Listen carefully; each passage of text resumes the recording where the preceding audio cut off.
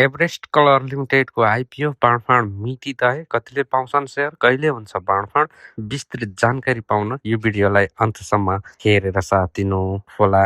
कम्पनीले जेठ 22 गतेदेखि जेठ 27 गतेसम्म सर्वसाधारणका लागि कुल 6,55,700 किता साधारण सेयर निष्कासन गरेको थियो। बाँडफाँड पछि 65,570 जना आवेदकले मात्र सेयर पाउनेछन् भने बाँकी आवेदकको हात खाली रहने भएको छ। एभरेस्ट कलर लिमिटेडले सर्वसाधारणका लागि निष्कासन गरेको प्रारम्भिक सार्वजनिक निष्कासन आइपिओको बाँडफाँड मिति तय गरेको छ। बिक्री प्रबन्धक मुक्तिनाथ क्यापिटल लिमिटेडका अनुसार असार 4 गते बिहान 9 बजे आइपिओ बाँडफाँड गर्ने तयारी गरिएको छ।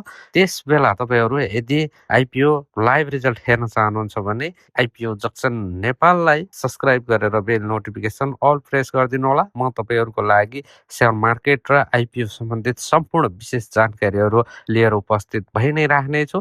त्यसको लागि तपाईँहरूले सपोर्ट देखाउनु पर्नेछ।